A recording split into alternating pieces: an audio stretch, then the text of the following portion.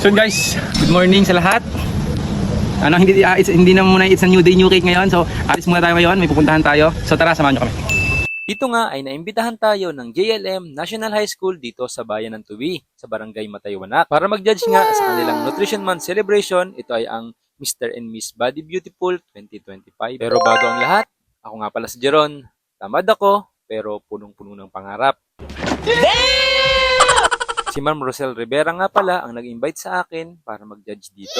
Nung una nga ay nagdadalawang isip ako kung tatanggapin ko ito. Sino ba naman ako? Share ko na rin para sa inyo na nakakapag-judge naman ako dati, pero hindi sa ganitong kalaking event. Dito nga yan sa barangay namin at napakatagal na panahon na ngayon. Halo-halong emosyon na nga ang nararamdaman natin, pero sobrang excited ko dyan. At eto nga at pinakilala na nga tayo. 26 years of age, from Sabang Tuwi, Batangas, Testa NC2 Bread and Pastry Passer or Certified, Testa Best in Cake Decorating, Testa Best in Cake Business Owner, Baker, overall Vice President of SGC or the School Governance Council at Bilarang Elementary School, studied Computer Engineering in BSU, small content creator, known as Ako si Jeron, owner of delicious cakes and cupcakes and Trilang Printing Pad and Creations, loves to do homework out to maintain his body physique because he believes health is well. So we have Mr. Jeron D. Bautista. First time nga natin na makatanggap ng Certificate of Recognition para sa pagja-judge, kaya nakakataba talaga ng puso. Dito nga ay pinapaliwanag na ang criteria for judging at ang lahat nga ay excited na para sa paglabas ng kanilang mga pambato. Dito nga ay nagsimula na ang programa at isa-isa na nga lumabas ang mga Mr. and Miss Body Beautiful. Talaga namang di magkamayaw ang mga manonood. Bigla nga nag-flashback sa akin noong mga panahon na sumasali rin ako sa mga ganitong pageant sa school. Hindi naman sa pagmamalaki, pero nananalo rin naman tayo. Kaya nararamdaman ko din ang mga kaba nila. Hindi rin kasi biro ang mga pagsali sa mga ganitong contest. Ang kailangan mo nga dito ay lakas ng loob at syempre tiwala sa sarili.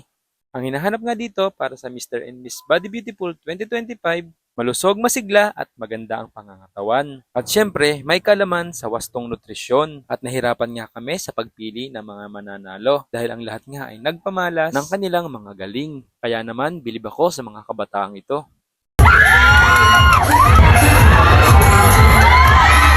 Hanggang ngayon nga ay hindi pa rin nagsisingin sa akin na naiimbitahan na tayo sa mga ganitong event. Kasi, sino ba naman si Jeron? Tamad lang ako, pero ginagawa niyo akong masipag. Charot lang.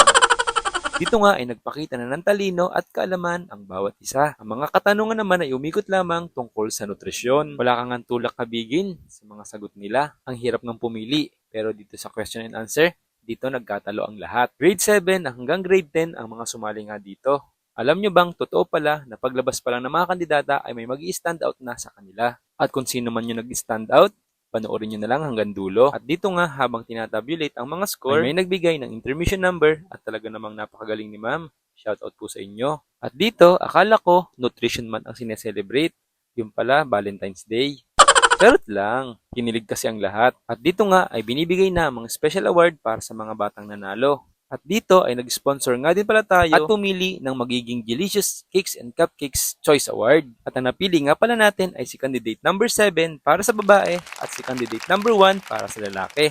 At talaga namang hindi sila makapaniwala at tuwang-tuwa sila. At dito nga in-announce na ang mga runner-ups at ang nanalong Mr. and Miss Body Beautiful 2025. At dito, hindi na magkamayaw ang mga taga-suporta ng nanalong Mr. Body Beautiful 2025 na si contestant number 8.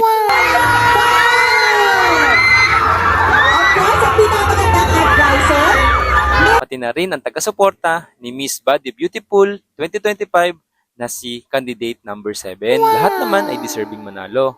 Pero tulad ng isang kompetisyon, may nananalo at may natatalo. Pero ang pinakamahalaga sa lahat, yung experience na natutunan mo.